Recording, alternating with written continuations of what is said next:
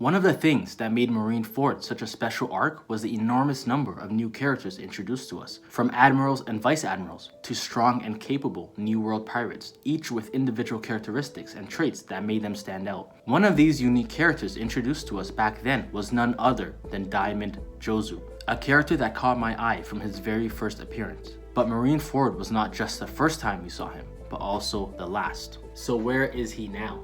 Yo, what is going on, everybody? Welcome back to the channel. You know who it is. It's your boy, the Nature Boy, back with another video for you guys here today. And today we're going to be discussing Diamond Jozu and Where is Jozu. So if you guys haven't seen already, I've made a video like this titled Where is Copper Gabon and Where is Shiki? And today we're gonna do Jozu. And let's start off by discussing what we already know of Jozu. So everything we have seen and heard of Jozu all took place in Marineford. And at Marineford, first thing we see of Jozu is Mihawk sends a slash over to Whitebeard to test how strong Whitebeard is currently and the gap between him and everyone else. And we see Whitebeard doesn't even have to block this attack or do anything at all, because Diamond Jozu runs right in front of the ship, stands in front of Whitebeard, turns into Diamond, and is able to block, catch, and throw Mihawk's attack up in the air. And I just want to mention real quick, a lot of people overlook how impressive this feat is, because it's not just a Devil Fruit feat where his Devil Fruit instantly negates or blocks Mihawk's slash, but the strength it takes, whereas even if he didn't have that Devil Fruit, the strength it takes to actually block the strength and the force of Mihawk's slash and throw it up in the air, to me personally is one of the strongest feats we've seen in the story in terms of physical strength. And it's outdone by another one made by the same man that we'll get to later on in this video. But for now, right now, we see this from him. It is absolutely impressive. Mihawk is impressed by it. Whitebeard's impressed by it. And this is the introduction we get of Diamond Jozu. And we quickly find out that Jozu is the commander of the 3rd division of the Whitebeard Pirates. And we know Marco is the commander of the 1st division and Ace is the commander of the 2nd division. However, it's a little more interesting with Whitebeard's crew, because we know that a lot of people in Whitebeard's crew turned down being commander of the 2nd division, where it was held by Oden before, and no one wanted to take that place, including Jozu, Blackbeard, and many others. So Ace isn't necessarily above Jozu here. As a matter of fact, in my opinion, we see clear portrayal that Jozu is seen as the 2nd Yonko commander, or the 2nd strongest commander of the crew, where we get a clear hierarchy of Whitebeard, Marco, and Jozu. And then between that, if you want to go Ace and Vista, it doesn't really matter. But we see here that Jozu is the 3rd strongest fighter in the crew. So if you guys are liking the video so far, why not go ahead and hit that like button and subscribe to the channel. Your support is greatly appreciated and helps me go a long way in making these videos. So please subscribe. And take Jozu's abilities aside, he is also just a big, bulky, massive, enormous dude. And we see that this size of his is not just for show, and he has brought some incredible strength feats with him to Marineford. And like I mentioned earlier with the Mihawk slash, we don't need to get into that anymore. But even more impressive than that, we see perhaps the most impressive strength feat in the series, one of the most, where he runs up to the ice made by Aokiji, punches it, makes a gigantic crack, damn near half the bay, picks it up in the shape of a diamond, ironically. Beautiful scene. And this thing that he picks up is multiple times larger than the giants, the Vice Admiral giant standing there, and he just casually throws it behind him, where I think if it wasn't for Akainu, I'm not sure anyone else would be able to deal with that. So that was an impressive strength feat from Jozu. And then we see him fight Aokiji one-on-one in the same time Whitebeard is fighting Akainu and Marco is fighting Kizaru. So clear portrayal there of how strong Jozu is.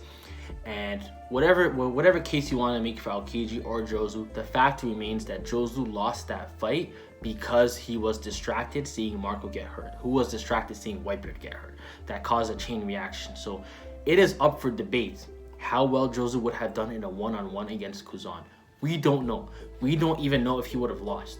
Obviously, most of us, including myself, think Kuzan would have beat him regardless.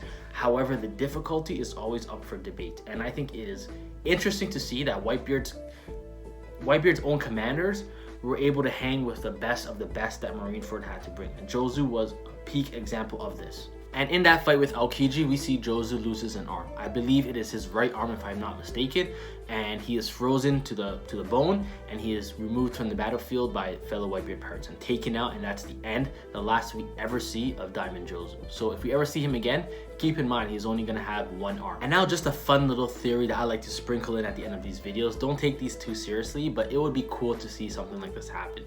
Now, if you guys have been a fan of One Piece for a very long time, you will remember the theories back in the day that Shiryu was going to kill Jozu and take the diamond so that Zoro would beat him. And this whole theory stemmed from the fact that Jozu's fruit is the biggest obstacle in terms of a devil fruit for Zoro, a swordsman. And if Zoro can master cutting diamond, he's basically mastered swordsmanship in itself. So it's definitely introduced in this series to one day be an obstacle for Zoro. At least I would hope so. Something that I always thought would be cool is if Jozu actually returned in the story as a villain, where no one needs to take his fruit away from him. He himself can be that obstacle for Zoro, because Jozu was shown to be able to fight equally with Admiral. So he is up there. I don't know why everyone forgets this, but he is up there in strength. And if he can return in some kind of way where, say he was actually related to Blackbeard, or was really good friends with Blackbeard, and was Blackbeard's insider in the Whitebeard Pirates for when Blackbeard left, who was actually not really a Whitebeard pirate and was with Blackbeard this entire time. And again, like I said, don't take this theory too seriously, guys. It's just a fun little theory. And he is revealed to be a Blackbeard's true second commander. Blackbeard's true first commander, I mean, where he is above Shiryu. He is Blackbeard's right-hand man. And Zoro has to fight either him or him and Shiryu together, which would be invisibility and a swordsman and diamond, and master all of that at once. I think that would be pretty cool, but again, don't take it too seriously. I definitely don't think that's ever gonna happen.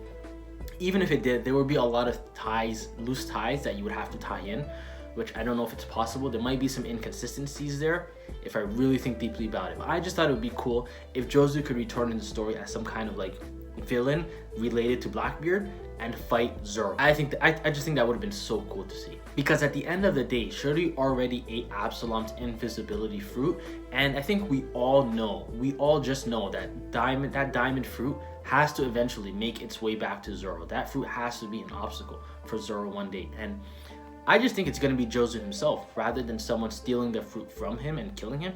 I think Jozu himself will be that villain for Zoro.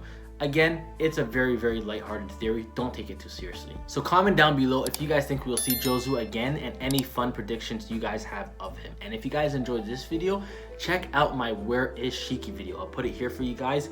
Same method, same format, but with Shiki, and a fun little theory at the end of that one too. So go ahead and check that one out, guys. We are at the road to 1,000 subscribers. We are almost there. So guys, please hit that subscribe button. Subscribe to the channel. Help your boy reach 1K subs, and I'll see you guys in the next video. Thanks for watching. Nature Boy out.